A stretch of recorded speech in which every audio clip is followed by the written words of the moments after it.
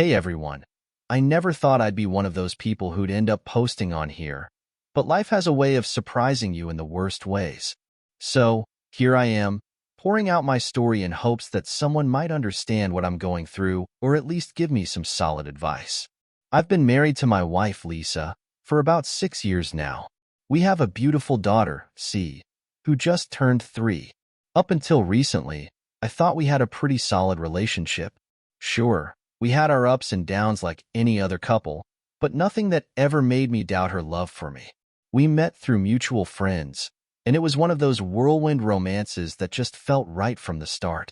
But over the past few months, things started to feel off. Lisa became more distant, constantly on her phone, and going out with her girlfriends more often than usual. She brushed it off, saying she needed a break from being a mom all the time, which I completely understood.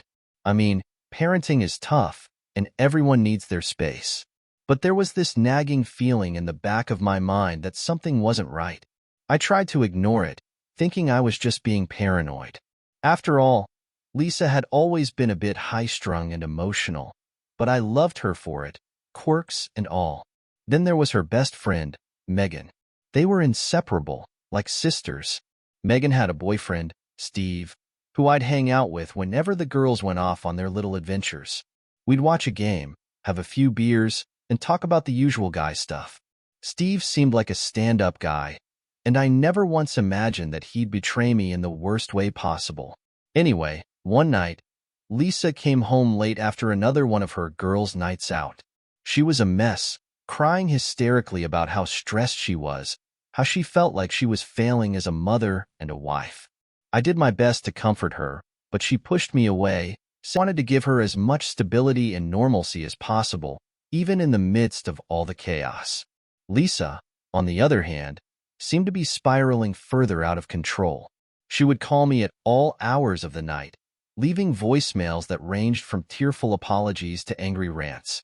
I stopped answering her calls altogether, only communicating with her through our lawyers. It was the only way to maintain some semblance of peace in my life. But even though I was trying to keep things calm, I couldn't shake the feeling that something was brewing. Lisa's behavior was becoming more erratic, and I couldn't predict what she might do next. One evening, as I was putting C to bed, I noticed a car parked down the street, its headlights off. It was dark, but I could just make out a figure inside, watching the house. My heart started to race as I realized who it was. Lisa. I didn't confront her. Instead, I called the police and reported the suspicious vehicle. By the time they arrived, Lisa was gone, but it was clear that she wasn't ready to let things go. She was still out there, lurking, waiting for her chance. I knew I had to stay on high alert. This wasn't over yet. A few days after the incident with Lisa lurking outside my house, I received a call from Janet.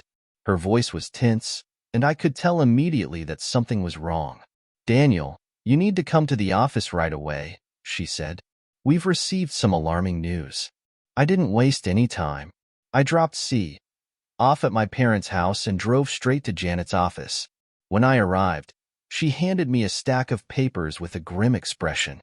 "She's filed a motion to overturn the custody order," Janet said, "and she's claiming that you're an unfit father." I felt like the ground had been pulled out from under me. "What? On what grounds?" "She's alleging that you're abusive, that you've been neglecting C, and that you're trying to alienate her from her mother," Janet explained.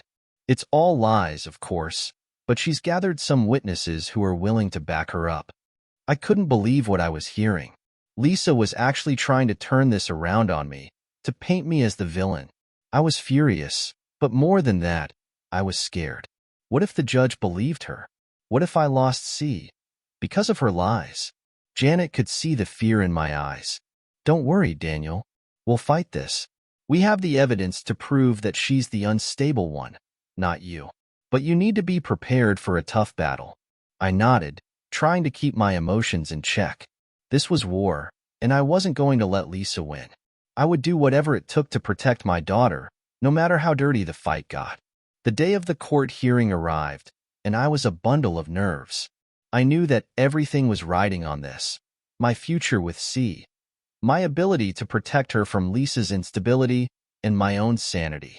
Janet had prepared me as best as she could, but I was still terrified of what might happen.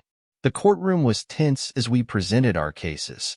Lisa's lawyer tried to paint me as a cold, distant father who was more interested in winning than in what was best for C.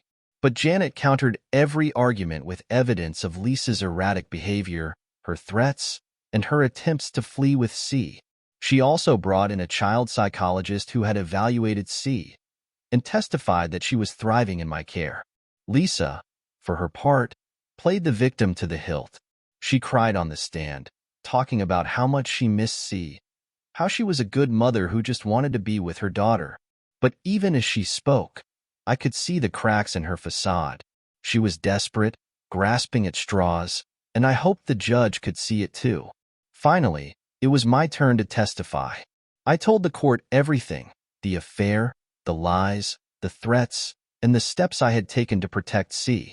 I didn't sugarcoat anything, but I also didn't attack Lisa. I just told the truth, hoping that it would be enough.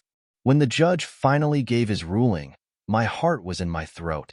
He acknowledged the complexity of the case, the pain that both sides had gone through, but ultimately, he ruled in my favor. The custody order would remain in place, and Lisa would only have supervised visitation until she could prove that she was stable enough to be a responsible parent. The relief was overwhelming. I had won. I had protected my daughter. But as I left the courtroom, I couldn't shake the feeling that this victory had come at a great cost. The battle was over, but the scars it left behind would take a long time to heal. Lisa was devastated by the judge's ruling, and while part of me felt sorry for her, I knew it was the only way to keep C safe.